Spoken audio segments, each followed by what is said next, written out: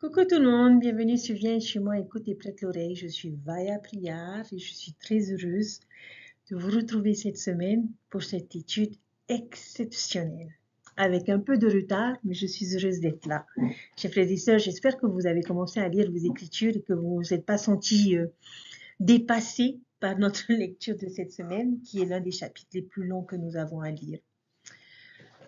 J'espère également, chers frères et sœurs, que vous vous êtes délectés de notre conférence générale qui vient d'avoir lieu ce week-end dernier, que vous avez pu avoir votre connaissance et votre témoignage fortifié, que Dieu nous aime et qu'il vit et qu'il a prévu de merveilleuses choses pour nous aider à revenir un jour dans sa présence. J'espère, chers frères et sœurs, que votre engagement à être de meilleurs disciples de notre Sauveur Jésus-Christ a été renouvelé au travers de tous ces messages. Et notre étude de cette semaine ne pouvait pas mieux tomber, parce que ce que nous découvrons cette semaine dans notre lecture des Écritures ne vient que confirmer, affirmer, attester, confirmer tout ce qui a été enseigné cette semaine. Et vous verrez qu'après avoir médité chacun des messages de la conférence générale, où j'espère que vous avez pris des notes, que vous pourrez retrouver chacun de ces enseignements dans les enseignements que nous trouvons cette semaine dans Jacob chapitre 5, verset 7. Chers frères et sœurs, je ne peux m'empêcher, en faisant cette vidéo, de penser à ma grand-mère, qui est très spéciale et très chère à mon cœur, parce que ma grand-mère m'a fait savoir que pendant des années, où elle a lu le livre de Mormon et continue de le faire, aujourd'hui, à plus de 89 ans, que Jacob chapitre 5 était un chapitre qu'elle n'aimait pas beaucoup, d'abord à cause de sa longueur, et parce qu'elle n'arrivait pas toujours à comprendre les vérités et préceptes et doctrines qui pouvaient se trouver dans ce chapitre. Et je dois vous avouer que dans ma préparation de mon étude de Jacob chapitre 5, j'ai pensé à elle tout le long et j'ai prié le Seigneur pour qu'il puisse m'accorder son esprit de manière à pouvoir aider ma grand-mère et chacun d'entre vous à apprendre, à comprendre et à aimer Jacob chapitre 5. La deuxième raison pour laquelle je pense à elle, c'est parce que c'est une grande jardinière, comme le jardinier de la vigne, et qui prend beaucoup soin de ses plantes. Lorsque j'ai des plantes malades, elle me dit à chaque fois, emmène-les à l'infirmerie pour que je les soigne. Donc, quelque part, cette étude, cette allégorie que nous découvrons cette semaine, me fait beaucoup penser à ma grand-mère, qui, comme le Sauveur, est remplie d'amour et de sagesse. Alors, si vous me le permettez, chers frères et sœurs, c'est à ma grand-mère que je vais dédier cette vidéo. Mamie, je t'aime. J'espère que j'arriverai à te faire comprendre les enseignements précieux de Jacob, chapitre 5. Très bien, allons-y. De très nombreuses personnes n'ont jamais entendu parler de l'évangile de Jésus-Christ. Si jamais vous vous sentez écrasé par l'immensité de la tâche de les rassembler dans l'église du Seigneur, ce que Jacob a dit concernant les oliviers dans Jacob 5 offre un rappel rassurant. La vigne appartient au Seigneur. Il en a confié une petite partie à chacun de nous pour que nous apportions notre aide à son œuvre, que ce soit notre famille, notre cercle d'amis, notre sphère d'influence. Et parfois, la première personne que nous aidons à rassembler, eh bien, c'est nous-mêmes. Mais nous ne sommes jamais seuls dans cette œuvre, car le Seigneur de la vigne travaille toujours aux côtés de ses serviteurs.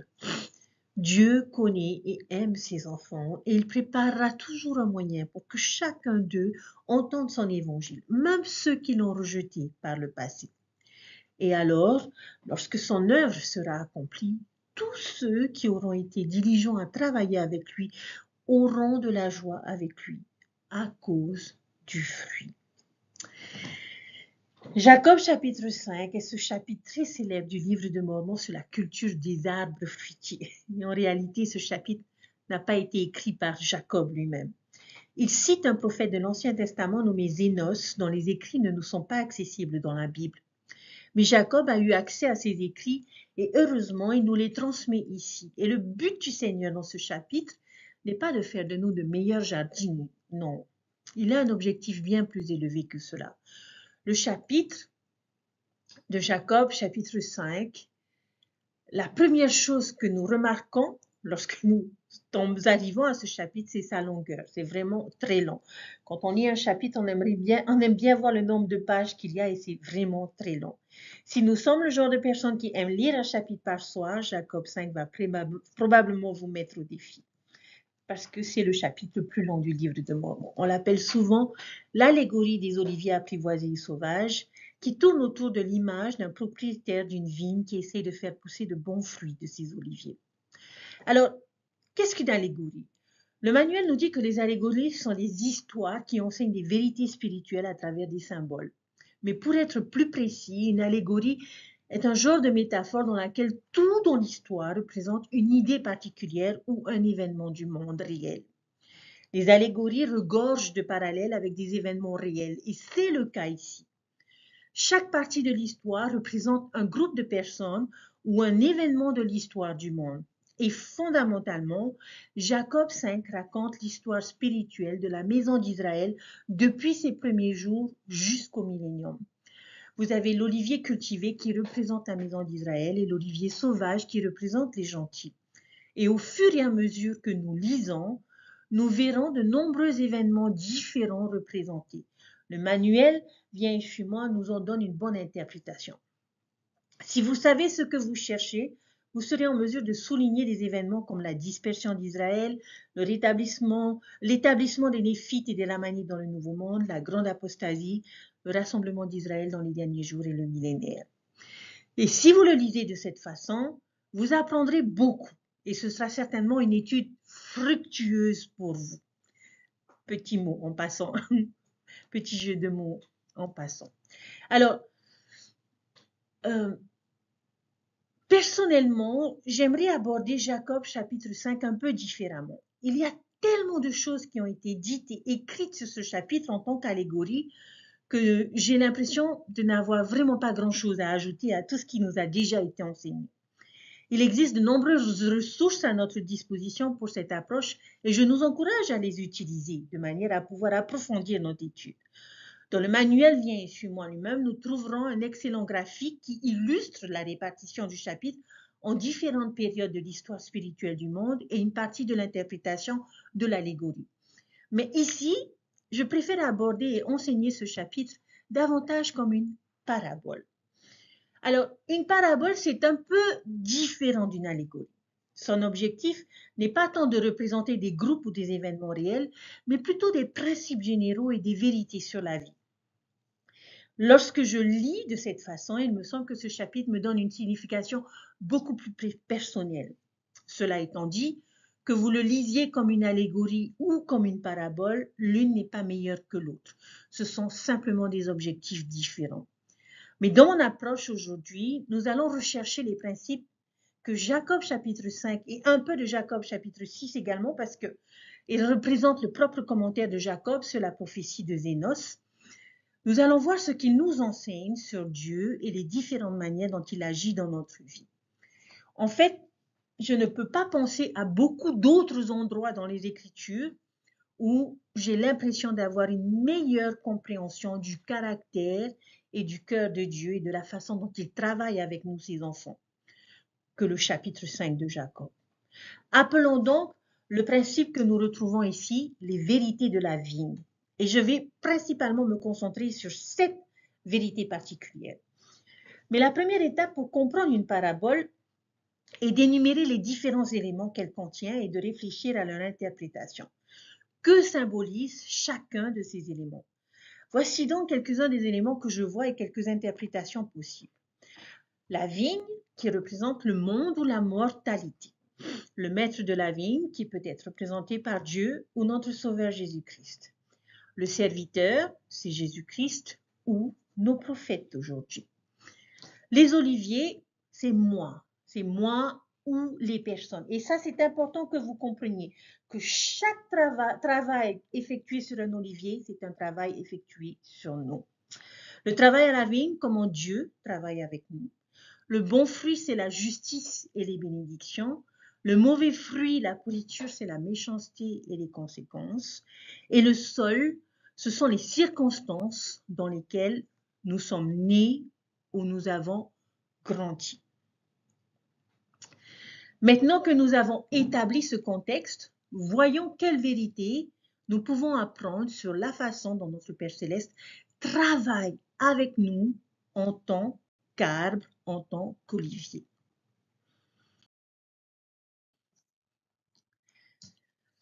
Alors, cette vérité pour mieux connaître le Seigneur. La première vérité est le but du jardinier.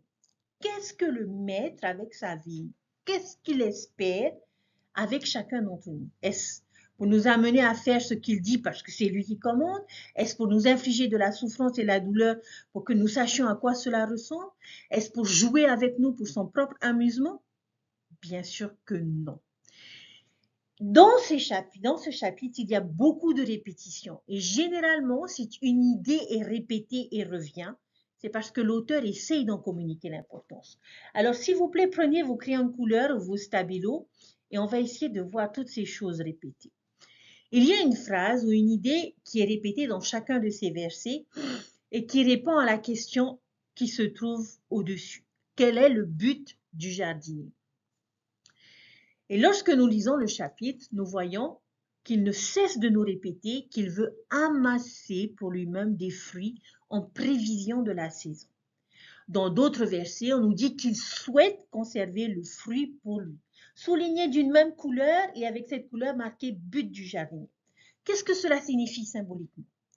Je pense que cela signifie que le but de Dieu pour nous est de nous faire revenir avec lui et de jouir des fruits ou des bénédictions de notre justice avec lui. Nous avons également des messages uniques avec des détails supplémentaires. Dans le verset 54, il dit qu'il souhaite avoir de la gloire dans le fruit de sa vigne. Au verset 60, qu'il travaille avec les arbres pour pouvoir se réjouir des fruits de la vigne et se réjouir extrêmement avec eux. Et au verset 61, il utilise le mot précieux pour décrire le fruit. Qu'est-ce que tout cela signifie pour vous et moi, chers frères et sœurs? Si nous sommes ces arbres et que le fruit de nos œuvres sont justes, le désir principal de Dieu pour nous est de produire de bons fruits afin qu'il puisse en profiter avec nous lors d'une saison future. Je suppose qu'il parle de la saison où la période de croissance est terminée, où aucun travail ne peut plus être fait, où le jugement arrive et où le reste de l'éternité commence. Son but ultime est de nous préserver et de nous amener là où il est. Tout ce que le maître de la vigne fait pour les arbres va dans ce sens. C'est le but de son œuvre et la cause de sa gloire. Cela me rappelle Moïse 1,39 où Dieu dit « Car voici mon œuvre et ma gloire est de réaliser l'immortalité, la vie éternelle de l'homme. » Les idées œuvre, gloire conviennent vraiment parfaitement avec Jacob chapitre 5. Dieu travaille incroyablement dur pour aider ses arbres à produire le genre de fruits qui les mènera à la vie éternelle. Donc la première vérité est que le but de Dieu est nos bonnes œuvres et notre gloire. Il est très important que nous comprenions cela dès le départ, parce que certaines de ces méthodes qu'il va utiliser pour produire de bons fruits peuvent être un peu difficiles à comprendre. Notre deuxième vérité. Qu'est-ce que le maître est prêt à faire? C'est la question et les réponses que nous devons chercher dans notre lecture des Écritures. Qu'est-ce que le maître est prêt à faire pour aider ses arbres à produire de bons fruits? Il y a un mot-clé qui me semble être la réponse définitive à cette question, et toute une liste d'autres mots qui y sont associés. Mais le mot-clé global qui est répété également dans ce chapitre est le mot travail. Il travaille. Dieu est prêt à travailler dans notre vie. Pendant de nombreux siècles, Dieu a été décrit comme un Dieu détaché, vengeur ou impersonnel. Mais Jacob, chapitre 5, prouve tout le contraire. Il n'est ni détaché ni indifférent. Il travaille pour nous aider. Au verset 32, il nous dit tout notre travail. Il met tous ses efforts pour faire de nous des dieux. C'est un parent aimant qui s'efforce d'aider ses enfants à atteindre leur plein potentiel et à recevoir une plénitude de joie, une plénitude de gloire. C'est un Dieu très personnel. Et quelle que soit la manière dont cela fonctionne, il travaille tout aussi dur pour faire cela dans votre vie que dans la mienne. Et non seulement il travaille avec nous, mais regardez comment il travaille. Regardez au verset 61, nous apprenons qu'il travaille diligemment avec sa puissance. Au verset 74, nous constatons qu'il travaille avec toute diligence. Donc, notre deuxième vérité est que Dieu travaille avec diligence pour notre bien-être et notre croissance. Troisième vérité, quelles sont certaines des méthodes qu'il utilise pour travailler avec nous? Comment le maître travaille-t-il? Il existe un certain nombre de verbes différents qui apparaissent encore et encore dans ce chapitre. En fait, je pense que ce serait une excellente activité de marquage, de parcourir et de marquer chaque fois que vous voyez apparaître l'un de ces mots. Et ces mots que l'on retrouve sont les mots nourrir, creuser, enfin bêcher plutôt, greffer, tailler, bêcher, fumer et brûler ou jeter au feu. C'est toute une liste, n'est-ce pas? Mais qu'est-ce que cela nous apprend sur la manière dont notre Père Céleste travaille pour nous? Dans l'ensemble, Dieu utilise de nombreuses méthodes différentes pour nous aider à produire de bons fruits. Maintenant, la partie amusante, à quoi ressemble chacune de ces méthodes dans la vraie vie, chers frères et sœurs? Comment est-ce que Dieu nous nourrit-il, nous taille-t-il, nous greffe-t-il, bêche, fume ou brûle?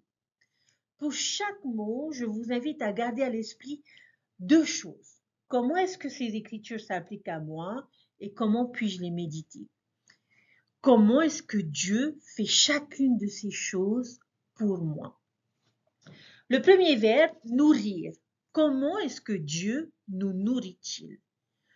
Nourrir un arbre, c'est lui apporter les éléments dont il a besoin pour grandir et bien grandir. Dieu nous a également envoyé de la nourriture pour nous aider à grandir. Quelle est la nourriture? Jacob 6 a la réponse et le chapitre 6 est le commentaire de Jacob sur ce qu'il vient de citer Zénos au chapitre 5. Et de quoi sommes-nous nourris? De la bonne parole de Dieu à longueur de journée. Il nous a nourris de sa bonne parole, des écritures, des paroles des prophètes vivants, des bénédictions patriarcales, des inspirations du Saint-Esprit. Tout au long de la journée, il nous offre de la nourriture.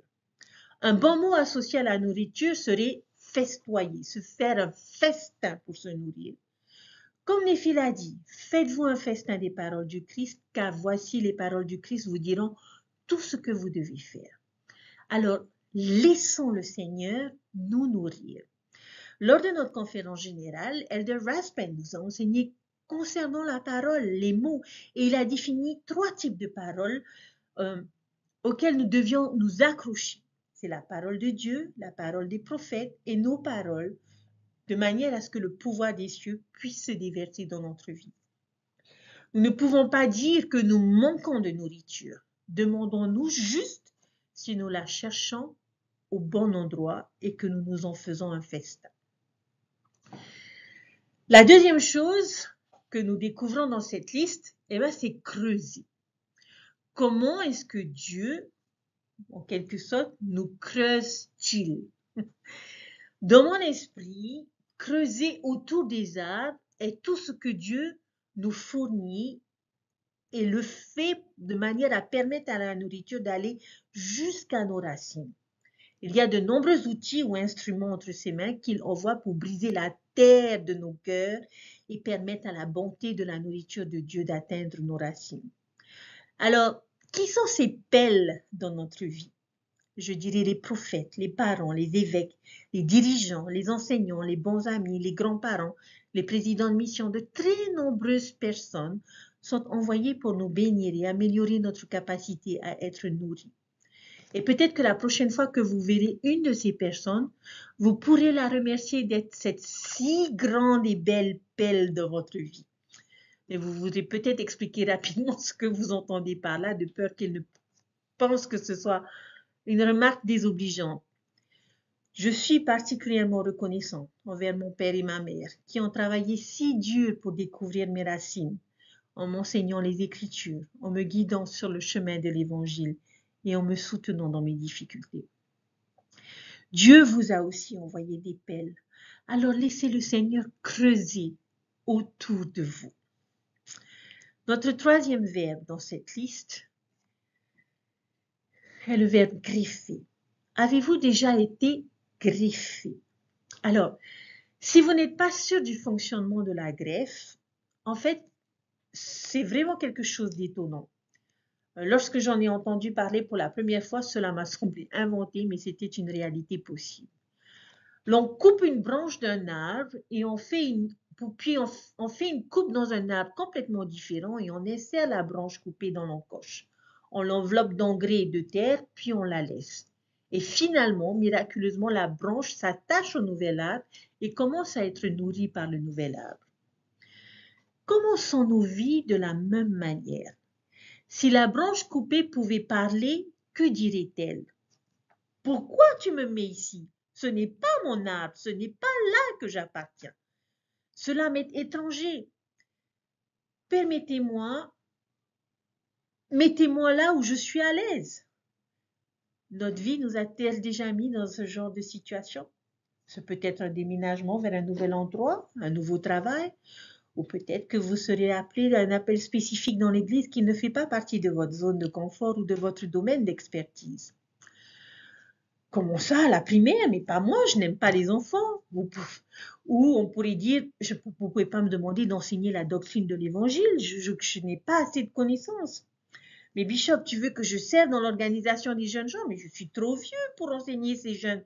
Je ne parle pas leur langue. Quelle langue parlent les diacres? Voici quelques exemples. Et nous avons probablement tous connu des moments dans notre vie où nous nous sommes sentis déplacés ou greffés. Il existe des situations où nous ne comprenons pas toujours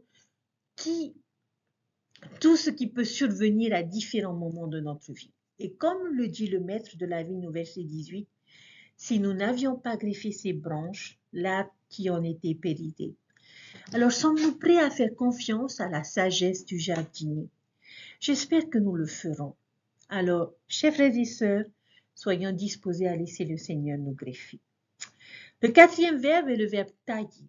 Avez-vous déjà eu l'impression d'avoir été taillé ou élagué par le Seigneur?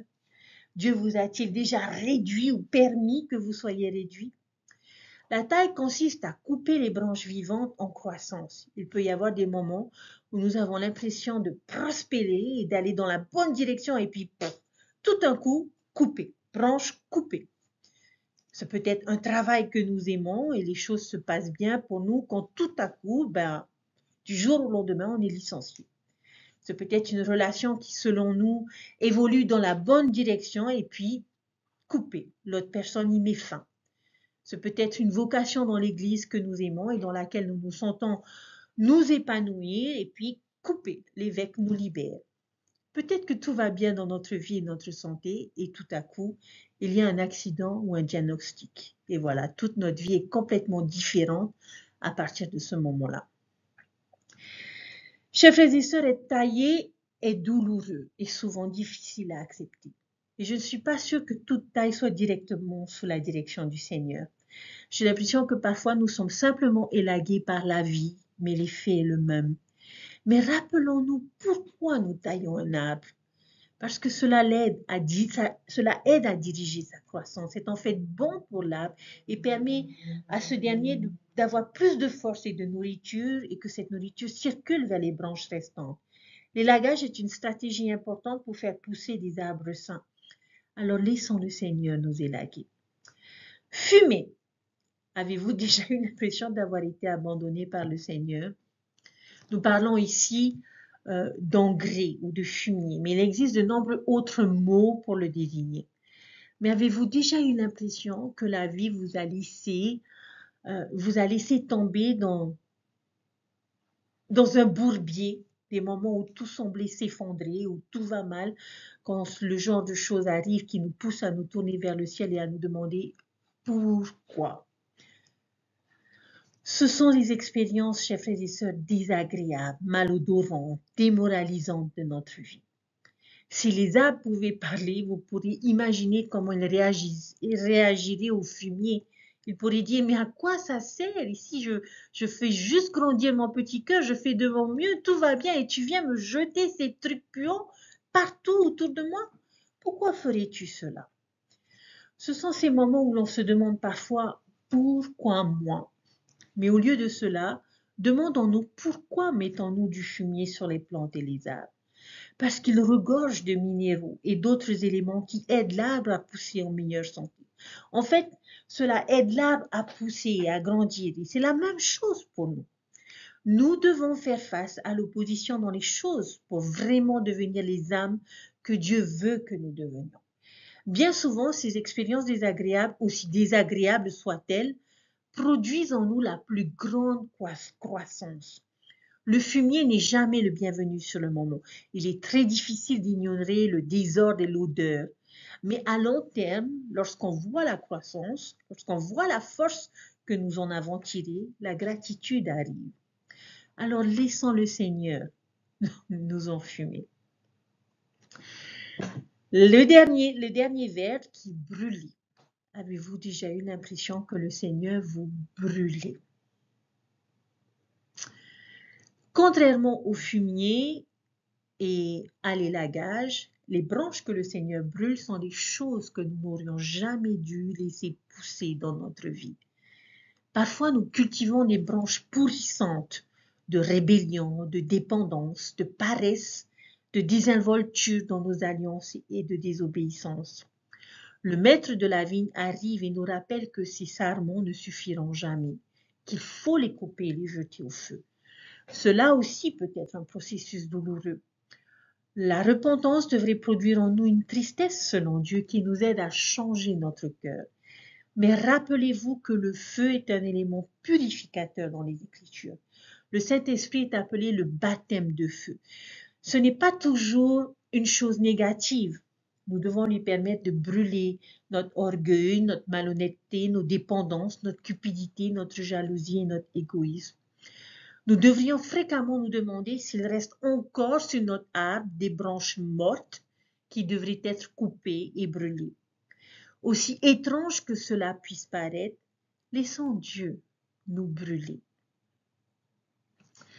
Chers frères et sœurs, dans l'ensemble, la vérité numéro 3, la troisième vérité, est que Dieu nourrira, creusera, greffera, taillera, fumera et brûlera pour nous aider à produire de bons fruits. Une autre vérité de la vie, malgré tous les efforts du maître, ces arbres ne produisent pas toujours de bons fruits. Il y a une phrase répétée que nous trouvons dans plusieurs versets et cette phrase est « Cela me chagrine de perdre cet arbre ». Que fait-il dans le verset 41? Il pleure. Qu'est-ce que cela suggère sur le Seigneur de la vigne? Que pense-t-il de nous? Chers frères et sœurs, il nous aime incroyablement. Il s'investit profondément et émotionnellement en chacun d'entre nous. Lorsque nous ne produisons pas de bons fruits, cela lui fait beaucoup de peine. Et d'ailleurs, c'est une expression que l'on retrouve beaucoup dans ce chapitre, que je vous invite à le souligner. Cela me peine. Cela me rappelle la vision d'Enoch dans Moïse, chapitre 7, où Enoch voit à la fois le visage de Satan et celui du Sauveur, alors qu'il méprise la méchanceté et la misère du monde. Satan se moque de leur misère, mais le visage du Sauveur pleure. Parfois, nous sommes un peu troublés par certaines descriptions de la colère de Dieu, balayant les gens de la surface de la terre, en particulier dans l'Ancien Testament. Mais nous devons nous assurer de donner le bon visage à ces mots. Ce n'est pas un visage en colère, ni un visage indifférent, ni un visage vindicatif. C'est un visage plein de larmes et de chagrin. Lorsque nous péchons, lorsque nous nous éloignons de son chemin, lorsque nous ne produisons pas de bons fruits. Il s'afflige pour nous. Nous lui sommes précieux et il souhaite que pour tous que nous soyons heureux et que nous profitions de la prospérité. Je pense que c'est l'une des raisons pour lesquelles Zénos a choisi les oliviers pour nous représenter. Les oliviers étaient parmi les arbres les plus précieux pour les hommes de l'Antiquité. Leurs fruits étaient utilisés entre autres pour l'alimentation, pour la lumière, la médecine. Ils constituaient une denrée précieuse pour leurs propriétaires. Eh bien, c'est ce que le Maître pense de vous et de moi, chers frères et sœurs. Donc, notre quatrième vérité, que Dieu est affligé lorsque nous ne parvenons pas à produire de bons fruits, parce que nous lui sommes précieux. Notre cinquième vérité.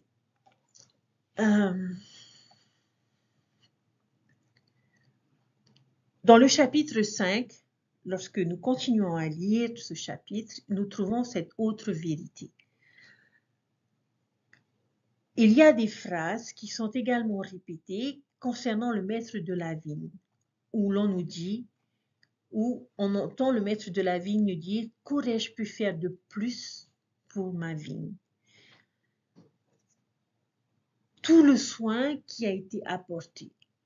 On découvre dans le chapitre qu'il a étendu la main tout le jour, où il dit à ses serviteurs « Épargnons-le encore un peu. » Avec tous les problèmes, la pourriture, les mauvais fruits que cette vigne a produits, on pourrait imaginer qu'un propriétaire d'un vignoble beaucoup moins dévoué et patient l'aurait transformé en boîte de chauffage bien avant. Mais ce maître est différent. Il aime vraiment ses arbres. Il a tout investi. Ce qui m'impressionne lorsque j'étudie Jacob chapitre 5, c'est le soin qu'il y apporte et le nombre de chances qu'il donne aux arbres de sa vigne pour produire de bons fruits. Il y a un mot que les Écritures utilisent souvent pour décrire cette qualité que possède le maître de la vigne, c'est celui de la longanimité. Dieu ne nous abandonne pas. Il fait tout ce qu'il peut avoir une chance de marcher. Il essaye, il prend toutes ses précautions, il tend la main toute la journée. Souvenez-vous de l'amant et de Lémuel. Pensez à tout ce qu'il a essayé avec ces deux-là et combien de temps il a souffert de leur rébellion et a continué à essayer de les amener à la justice. Beaucoup de personnes se demandent si Dieu donnerait une seconde chance aux gens. Ils demanderont, pensez-vous que telle ou telle personne aura une chance de se repentir dans sa prochaine vie? Pensez-vous qu'il donnera à telle ou telle une chance de changer plus tard? Pensez-vous que les gens qui rejettent les missionnaires ont une autre chance dans le monde des esprits ou l'ont-ils gâché devant leur porte? Chers frères et sœurs, ma réponse à toutes ces questions est quelque chose que C.S. Lewis a dit un jour. Il a déclaré « Je crois que si 1 million de chances devait apporter quelque chose de positif, elle serait donnée. » Dieu offre une autre chance n'est pas la question la plus intéressante que nous puissions nous poser. La question la plus intéressante est, la personne à qui l'on propose cette chance, la saisira-t-elle? Je crois sincèrement que Dieu est un Dieu de la 2e, 3e, 4e, 500e, 1 million de chances. Donc notre 5e vérité est que Dieu donne à ses arbres de nombreuses chances pour produire de bons fruits. Et ça, chers frères et sœurs, nous ne devons jamais en douter. Notre 6e vérité. Il existe un symbole fascinant de cette parabole que nous n'avons pas encore examiné. Et il s'agit du sol. Le maître de la vigne plante les arbres dans différents types de sols. Et quel genre de fruits espérons-nous obtenir d'arbres plantés dans un bon sol? Bien sûr, du bon fruit. C'est vrai. Quel genre de fruits espérons-nous obtenir d'arbres plantés dans un sol pauvre? De mauvais fruits. C'est certain. Maintenant, voyons si cela est vrai dans la vigne du Seigneur. Au verset 21, nous voyons que le maître avait planté un arbre dans l'endroit le plus pauvre de tout le pays. Le terrain y est si pauvre que le serviteur doute de la sagesse du maître de l'y installer. Le Seigneur lui répond en disant « Ne me conseille pas, je sais que le terrain est pauvre. » Et au verset 23, il désigne un autre arbre de la vigne qui a été planté dans un sol encore plus pauvre que le premier. Et pourtant, Ils avaient tous deux produit beaucoup de bons fruits. Par contre, au verset 25, nous voyons le maître et le serviteur observant un arbre qui a été planté dans un bon endroit de la terre. Et pourtant, seule une partie de l'arbre produit de bons fruits. Et plus loin, au verset 43, nous découvrons que cet endroit n'était pas seulement un bon endroit de terre, mais qu'il était de choix entre toutes les autres parties du pays de la ville. Et à ce stade, aucun de ces fruits n'est bon. Tout est corrompu. Il y a ici une conclusion intéressante que nous pouvons tirer sur les arbres et le sol. Apparemment, peu importe le type de sol dans lequel nous sommes plantés, ce qui compte, c'est la façon dont nous réagissons à la nourriture. Je connais des personnes qui je dirais, ont été plantées dans un sol très pauvre. Leur situation familiale, socio-économique ou physique est loin d'être idéale et parfois même tragique. Lorsque je considère ces âmes précieuses, je me tourne parfois vers le maître et je pose la question au serviteur, pourquoi voudriez-vous planter quelqu'un ici? C'est un sol très pauvre. Et le maître me regarderait et me dirait, ne me conseille pas. Je savais que c'était un terrain pauvre. Ce qui est bon à savoir si vous vous sentez que vous avez été planté dans un sol pauvre. Dieu est conscient de ce fait. Il vous connaît et connaît votre situation et il en tiendra toujours compte lorsqu'il travaillera avec vous. Et puis il dit, c'est pourquoi je les nourris pendant si longtemps. Le maître est donc là pour nourrir ceux plantés dans un sol pauvre. Il ne les a ni oubliés ni ignorés et j'imagine que vous pourriez probablement penser à des personnes que vous connaissez, issues de circonstances très défavorisées et qui ont produit de très bons fruits. Je pense à certaines des personnes et des familles qui vivent dans des circonstances les plus humbles, les plus pauvres et les plus difficiles, mais qui étaient aussi les disciples les plus humbles, les plus fidèles et les plus dévoués que l'on puisse rencontrer. On peut connaître également des personnes souffrant de handicap ou de problèmes de santé qui rendent leur vie très difficile et qui comptent également parmi les personnes les plus optimistes et les plus reconnaissantes que nous puissions connaître. Tout comme nous pouvons connaître des personnes issues d'environnements abusifs et négligents, mais qui prospèrent désormais dans l'Église. Sol pauvre, bon fruit. D'un autre côté, vous pouvez peut-être aussi penser à certaines personnes qui sont nées ou qui ont été implantées dans des circonstances tout à fait idéales. Des parents merveilleux, des opportunités incroyables, des bénédictions abondantes. Et pourtant, ils ont produit des fruits très sauvages, voire pauvres, même dans les conditions de croissance les plus excellentes.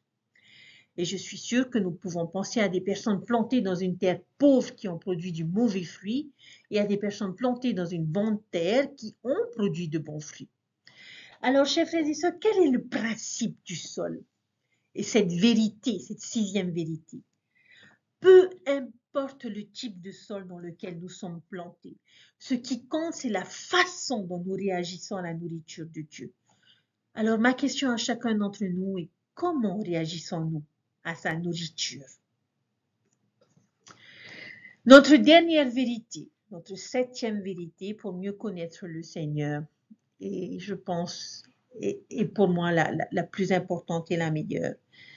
Notre dernier principe vient du chapitre 6 de Jacob. D'après tout ce que nous avons étudié dans Jacob chapitre 5, je prie pour que nous parvenions à une compréhension plus profonde du caractère de notre Père Céleste et de son Fils Jésus-Christ. Le commentaire de Jacob au chapitre 6 résume parfaitement tout cela, en particulier les versets 4 et 5. Que révèlent ces versets sur le caractère de Dieu? Verset 4. Et comme il est miséricordieux envers nous, notre Dieu, car il se souvient de la maison d'Israël, de sa racine comme de ses branches, et il leur tend les mains toute la journée, et ils sont un peuple au roi des contredisants. Mais tous ceux qui ne s'endurciront pas le cœur seront sauvés dans le royaume de Dieu.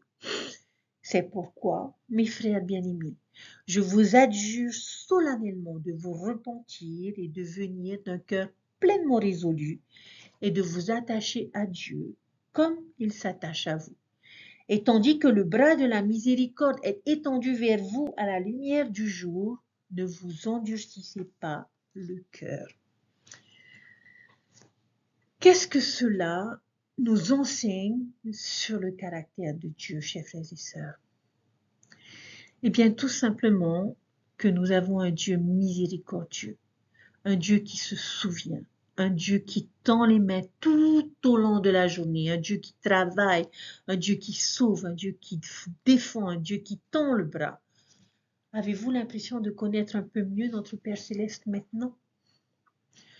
Nous les avons donc là, les 7 principes puissants de la parole des Oliviers. Et il y en a bien d'autres dont nous aurions pu discuter.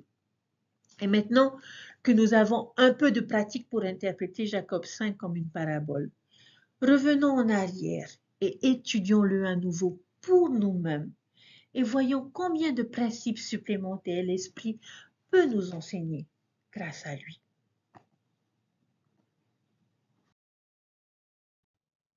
Chers frères et sœurs, quelle vérité aviez-vous le plus besoin d'entendre aujourd'hui et pourquoi? Comment avez-vous vu et senti la main de Dieu travailler dans votre vie? Je suis reconnaissante, chers frères et sœurs, envers le maître de la vigne et de ses serviteurs, parce que je sais qu'il travaille dans ma vie. J'en vois des preuves chaque jour. Je comprends plus clairement qui ils sont grâce à Jacob, chapitre 5. Mon immortalité et ma vie éternelle sont d'une grande importance pour eux. Je vois la main de Dieu dans mes bénédictions. Je vois la main de Dieu dans mes défis. Je vois la main de Dieu dans mon repentir.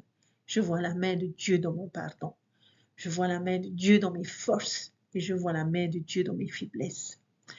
Je témoigne personnellement qu'il travaille, nourrit, creuse, crève, taille, fume, brûle, pleure, préserve, se souvient, étire, étend dans ma vie. Et je vous promets qu'il fait de même dans la vôtre. Et tout cela dans quel but? Afin de produire du bon fruit. Je prie pour que nous produisions de bons fruits, car cela dépend de nous. C'est peut-être le seul domaine dans lequel la métaphore s'effondre un peu. Les arbres de ce vignoble ne sont pas de simples objets passifs répondant aux actions du jardinier de la nature. Les arbres participent activement à cette histoire avec la liberté et la volonté. Nous choisissons comment nous répondons aux œuvres de Dieu. Par conséquent, comme Jacob le dit si succinctement au chapitre 6, verset 12, « Soyez sages, que puis-je dire de plus ?» Alors soyons sages et puissions-nous tous jouir des fruits de notre sagesse avec Dieu et notre Sauveur Jésus-Christ dans le royaume pendant cette merveilleuse saison qui suit la moisson. Chers frères et sœurs, j'espère sincèrement vous avoir aidé à comprendre ce chapitre. Je vous invite à le relire avec la pensée de tout ce qui a été partagé, de manière à ce que vous puissiez davantage appliquer ce chapitre à vous-même, de manière à ce que vous puissiez vous rendre compte tout ce que le Seigneur est disposé à faire pour sauver chacun d'entre nous. Alors, si lui n'abandonne pas, avons-nous le droit d'abandonner, chers frères et sœurs? Avons-nous le droit de relâcher nos efforts? Avons-nous le droit d'ignorer cette nourriture qu'il nous donne, qu'il tend chaque jour de notre vie? Je nous invite à nous remettre en question, chers frères et sœurs. Et c'est ce qui nous a été encouragé à faire durant cette dernière conférence générale. Participons à cette œuvre de manière à pouvoir produire de bons fruits. Je suis reconnaissante du maître de ma vigne, qui est mon Sauveur Jésus-Christ. Je sais qu'il m'aime et je sais qu'il vit et je sais qu'il ne m'abandonnera jamais comme il ne vous abandonnera jamais. Je prie que vous en ayez le témoignage et que ce témoignage vous donne la force d'agir et de profiter de toute cette œuvre, de tout ce travail, de tout cet acharnement, de tous ces efforts que le Seigneur est disposé à fournir pour chacun d'entre nous individuellement et personnellement, de manière à pouvoir nous sauver, de manière à pouvoir faire en sorte que nous produisions de bons fruits et que nous nous réjouissions avec lui et avec notre Père Céleste. C'est mon témoignage et mon enseignement que je vous laisse au nom de Jésus-Christ. Amen. Je vous souhaite une bonne semaine et je vous dis à très vite pour le reste de notre étude.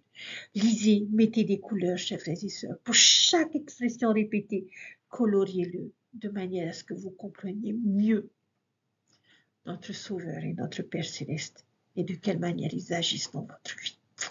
Prenez soin de vous et je vous dis à très vite. Bye.